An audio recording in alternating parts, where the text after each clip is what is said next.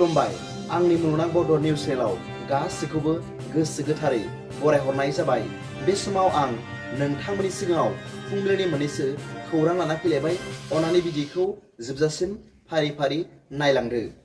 गिबि रादाबाव दं गुवाहाटीआव अखा हाबाय थानायनि जाहोनाव नोगोरमानि गोबां जायगाफोराव दै लोमसावनाय आरो ट्रेफिकनि होंगो दोंगो जानायनि जाहोनाव सिखांदों। बे अखानि सानाव मैया समबारनि फुङाव गुवाहाटीनि कटाहुबारि ओनसोलाव हा गिसिखानायाव सासे फरायसानि जिउ खहा जायो।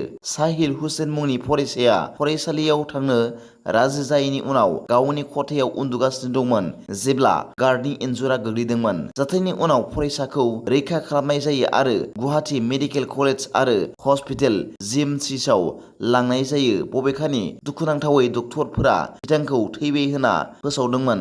बेखौ मिथिनो मोननाय जादों दि उन्दै गथ'साया 8 थाखोनि फरायसामोन। नैथि रादाबाव दं दिनै अर्थात 4 जुन भट साननाय समखौ नोजोर होनानै आयेन आरो आब्रुथिखौ सामलायनायनि थाखाय लोगोसे क'क्राझार जिल्ला मेजिस्ट्रेटआ 144 दारा फोसावदों। क'क्राझार सहरनि बेसिक ट्रेनिं सेन्टारनि 100 मिटार गोजान जानथायसिम गला दखान एबा फालांगियारि फसंथानफोरखौ खुलिनो मोननाय नङा। दिनै 4 जुन ल'कसभा बिसायख'थि फिथाइ साननायखौ नोजोर होनानै क'क्राझार जिल्ला खुंथायआ भट सानग्रा मिरु बेसिक ट्रेनिं सेन्टारनि 100 मिटार गोजान जानथायसिम दखान एबा गला खुलिनो मोननाय नङा होननानै फोसावलाय होदों। आरोबाव गसाइगाव उफ्रा जिल्ला बेंगिरि आइसिनि बिथोन बायदियै U/S 144 दारा CRPC 1973 फोसावना होबावो। जायखिजाया गारि पार्किं खालामनो मोननाय नङा। SDO सिभिल मावख'आव भट साननाय मिरुनि 100 मिटार बेंखननि खाथियाव थानो मोननाय नङा होनना फोरमायो। बे बिथोनआ गोख्रों गोहोम खोख्लैगोन आरो साननाय बिथांखिया जोबजासिम गोहोम खोख्लैगोन होनना फोरमायदों।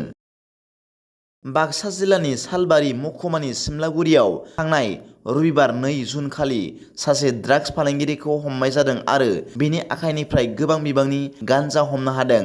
मख'नो गोनां बावदि दायनिगिरिनि सिनायथिखौ गोविंदापुरनि गलाब रब्बानु होनना मिथिनाय जादों जाय गबरदना पुलिस थानायनि सिङाव फरायसाफोरखौ नोजोर होनानै गंसे फान गलानि बिगोमानि मुङाव गावनि आयेन बेरेखा फालांगि खालामगासिनो दंमोन। मिथिनो मोननाय बायदिब्ला गलाब रब्बानुनि फान गलानिफ्राय 557 ग्राम गान्जा जब्द खालामनाय जादोंमोन। ब्रैथि रादाबाव दं दुखुनांथाव खौरां जुलिनि दावबायनाय बयनिबो गोसोआव रंजानाय नाथाय बै रंजानाया दसे समनि थाखायमोन। बेनि उनाव गोबांनि जिउआव फैदोंमोन। थांनाय रबिबारनि हरनि 9 रिंगासोआव मोनसे दुखुनांथाव लामा जाब्रबथाय जादोंमोन। पिपलडियाव सासे जुलिनि दावबायारि लाबोनाय गंसे ट्रेक्टरा गोग्लैनायाव खमैबो 13 सुबुंनि जिउ खहा जायो आरोबाव 16 सुबुंफोरा गोब्राबै जोखोम जादोंमोन। बे दुखुनांथाव लामा जाब्रबथायाव 4 गथ'साफोराबो जिउ खोमानांबाय। दुखुनांथाव जाथायखौ मोननायनि उनाव पुलिसआ जाथाय जायगायाव सौहैयो। जोखोम जानायफोरखौ रैखा खालामनाय जायो आरो फाहामथायनि थाखाय देहा फाहामसालियाव थिसननाय जायो।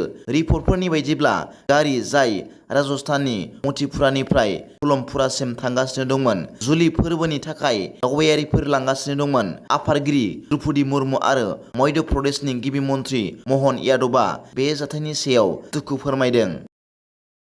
बाथि रादाबाव दं क'क्राझाराव अल BTR भेन्सार एलिमेन्टारि स्कुल टिचार्स एस'सिएशननि दाबिफोर। मख'नो गोनांदि मैया BTR गोरोबथानि 6.3 दफा बायदियै BTR ओनसोलनि बर' बिजोंनि भेन्सार स्कुलफोरजों लोगोसे असमिया एबा गुबुन बिजोंनि स्कुलफोरखौबो सोरखारि खालामनांगौनि थाखाय दाबि दैखांदों अल BTR भेन्सार एलिमेन्टारि स्कुल टिचार्स एस'सिएशनआ। दिनैनि फुंबिलिनि मोननैसो खौरांफोरा दा बेखिनिल'मोन। भिडिअखौ मोजां मोनदोंब्ला आंनि बे मुलुगनां बड' निउस चेनेलखौ अन्नानै साबस्क्राइब खालाम। जायफ्रा गोदानै नायदोंब्ला एसेनोसै गोजोन्थों।